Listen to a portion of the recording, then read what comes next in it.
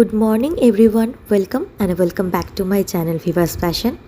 আমি ডালিয়া কালিয়াগঞ্জ থেকে বলছি। কাছে ও দূরে যে যেখান থেকে আমার ভিডিওটি দেখছেন, আপনাদের সবাইকে অসংখ্য ধন্যবাদ আমার ভিডিওটি দেখার জন্য। আপনাদের সকলকে সাথে নিয়ে আজকে সকাল থেকে ব্লগটা স্টার্ট করছি। সকালবেলা দেখুন ছাদে এসেছিলাম আর দেখলাম গাছের গোলাপগুলো খুব সুন্দর ফুটেছে, আর অনেক দিন পর বৃষ্টি হলো তো তাই গোলাপ গাছটা দেখতে এতটা সতেজ লাগছে। আর আজকে এই ভিডিওতে আপনাদের সাথে শেয়ার করব আমি আগের দিন দুপুরবেলা যেখান থেকে আমি রান্নাবাড়ি শেষ করেছিলাম তারপরের থেকে। তো দুটো মিলিয়ে একটা ভ্লগ বানালে অনেক বড় হয়ে যেত, তাই এটাকে আমি কেটে ছোট করে দিয়েছি। দুপুরবেলা রান্নাবাড়ি কমপ্লিট করার পর স্নান করে পুজো দিয়ে নিজে খেয়েছি, ছেলেকে খাইয়েছি, আর ছেলেকে পায়েল স্নান করিয়ে দিয়েছে। তারপর এখানে আমার ছেলে ঘুমোচ্ছে। আর একটা বাড়তি কাজ ছিল, সেটা হচ্ছে কাপড় গোছানো। আলমারিটা দেখতেই পাচ্ছেন কতটা অগোছালো। আমার পোর্শনটা গোছানো থাকলেও ভিহানের পোর্শনটা একদমই অগোছালো হয়ে রয়েছে, তো সেটাই গোছাবো। আর তার সাথে সাথে ওষুধও কিছু গুছিয়ে নেব। আর এই যে ওষুধের বক্সটা দেখছেন নতুন, যেটা সাদা রঙের, সেটা কিন্তু গতকালই ডেলিভার হয়েছে। এটা একটা মেডিসিন অর্গানাইজার। তো এটা ওই দিন বিকেলবেলায় আমি একটু ওষুধগুলো গুছিয়ে রেখেছিলাম, তো ভাবলাম এই ক্লিপটাও অ্যাড করে দিই। আর এখানে দেখতেই পাচ্ছেন আমাদের বাড়িতে মানে কি বলবো, রুগীর অভাব নেই। মায়ের রয়েছে প্রেশার, হাই প্রেশার, তারপরে হচ্ছে গ্যাসের সমস্যা, হাঁটু ব্যথা, তারপরে জ্বর সর্দি কাশির ট্যাবলেট তো বাড়িতে রাখতেই হয়, এটা তো স্বাভাবিক বিষয়। আর বাম, কারণ আমার মাঝে মাঝেই মাথা ব্যথা হয়, তো প্রচুর ধরনের ওষুধ রয়েছে, তো সেগুলো একটু গুছিয়ে রাখছিলাম এই বক্সটার মধ্যে। আর বক্সটার মধ্যে না সমস্ত ওষুধগুলো না আটেনি, কারণ যেগুলো শিশি মানে ভিহানের মেনলি সিরাপ রয়েছে, তো সেই সিরাপগুলো আর কি এখানে রাখা জায়গা নেই, তাই ওটা আমি একটা পার্সেলের বক্সেই রেখেছি। আর তারপরে ওই দিন দুপুরে কী কী কাপড় গুছিয়েছি, মানে ছেলের কাপড়গুলো আর কি। আমি আমার ভিডিওতে এর আগে অনেকবার দেখিয়েছি যে এরকম র্যাকগুলোকে আমি অর্গানাইজার হিসেবে ইউজ করি। এগুলো হচ্ছে আর কিছুই না, মানে বই টই রাখার যে র্যাকগুলো পাওয়া যেত না আগেরকার দিনে প্লাস্টিকের, ওই স্ট্যান্ড দেওয়া আবার খুলে খুলে আলাদা করা যায়, তো সেইগুলোর মধ্যেই আমি স্ট্যান্ডগুলো সরিয়ে নিয়ে শুধু মানে যেটা বাস্কেটের মতো রয়েছে সেখানে কাপড় রেখেছিলাম। আর একটা বড় ব্যাগ, এগুলো আমি মিশো থেকে নিয়েছি। আর এখানে শীতের কাপড়গুলো আমি তুলে রাখি ভিয়ানের।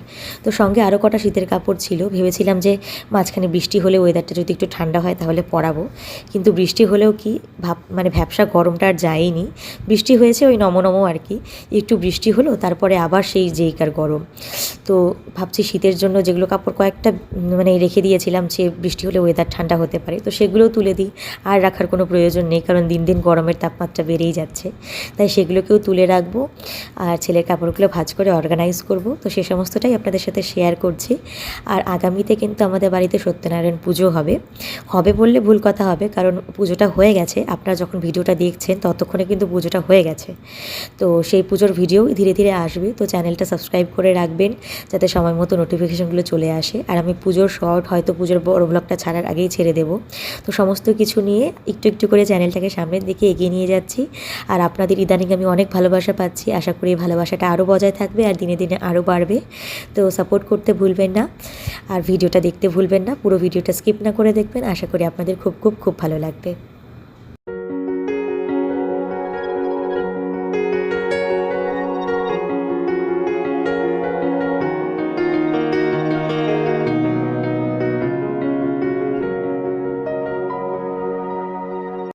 আমার আলমারিতে বেডশিটের কালেকশান দেখে নিশ্চয়ই বুঝতে পারছেন ইদানিং আমার সাদা বেডশিট ভীষণ পছন্দ। আর যেটা একসময় একদমই পছন্দ ছিল না, কেমন জানি ম্যারমেরে লাগতো। তবে ইদানিং কেন জানি না সাদা বেডশিট বা সাদার মধ্যে যে হালকা ফ্লোরাল কিছু কাজ করা থাকবে সেরকম বেডশিট ভীষণই পছন্দ। আর এই নিচের পোর্শনে যতগুলো বেডশিট দেখছেন সেগুলো সবই আমার আগেকার, মানে আগে না একটু রং চটা, মানে রং টং মানে চটকালো রং বা যেটা চট করে চোখে পড়বে সেরকম জিনিস পছন্দ ছিল, কিন্তু ধীরে ধীরে পছন্দটা কেমন যেন মানে পাল্টে যাচ্ছে। আর ইদানিং আমার সাদা বেডশিট এত পছন্দ, তাই আমি কয়টা সাদা বেডশিট কিনেছি, আর সেগুলো ধুয়ে শুকানোও হয়ে গেছে, তো সেগুলো ভাঁজ করে রাখলাম। আর এই যে ব্যাগটা দেখছেন, এখানেও ভিয়ানের কিছু কাপড় আছে। আর বিকেলবেলা আমরা একটু বেরিয়েছিলাম বলতে ভিয়ানকে নিয়ে পার্কে যাওয়ার কথা ছিল, কিন্তু হঠাৎ করে ঠিক হলো যে ভিয়ানকে নিয়ে আমি দোকানে যাব, কিছু জিনিস কেনার আছে মায়ের জন্য, তো সেটাই আমরা একটু দোকানে যাচ্ছি, টুকটাক জিনিস কেনার আছে। তো মা, আমি, পায়েল, ভিহান আমরা সবাই মিলেই বেরোচ্ছি। আর এটা হচ্ছে আমার আজকের আউটফিট। বাবা টানে না, দাঁড়াও। এটা পরে আমি অনেকগুলো রিল বানিয়েছি, সেটা আমরা ইনস্টাগ্রাম হ্যান্ডেলে গেলে আপনারা দেখতে পেয়ে যাবেন। হ্যাঁ, টোটো করে যাবো তো বাবা, দাঁড়াও। এই যে পায়েলও রেডি হয়ে গেছে, চলো চলো, হাত দেন বাবা। বাড়িতে যেহেতু আমরা চারজনই থাকি, মা, পায়েল, আমি আর ভিহান, তাই ফাঁক পেলেই সবাই মিলে একসাথে ঘুরতে বেরিয়ে যাই। আর ঘুরতে আমাদের সকলেরই ভীষণ ভালো লাগে। তো মায়ের কটা ব্লাউজ নেওয়ার ছিল, তো সেটার জন্যই গিয়েছিলাম। আর সেখান থেকে একটু দোকানে ঢুকেছিলাম, সেখান থেকে লাস্সি টাস্সি খেয়ে এসেছি। তো সেখানে না লাস্সির দোকানটা এত ভিড়, মানে আমাদের এখানকার ফাস্টফুড সেন্টারটা এত ভিড় থাকে যে মানে ভিডিও করার সুযোগ হয় না, তাই সেখানের কোনো ক্লিপ তুলতে পারিনি। প্রথমে ভেবেছিলাম ভিডিওটা এখানেই শেষ করব। তারপরের দিন সকালবেলা এমন একটা ঘটনা ঘটলো যেটা আমি না শেয়ার করে পারলাম না। এই যে সকালবেলা ঘুম থেকে উঠে আমরা সবাই ছাদে এসেছিলাম, আর মা ছাদ ঝাড় দিচ্ছিল।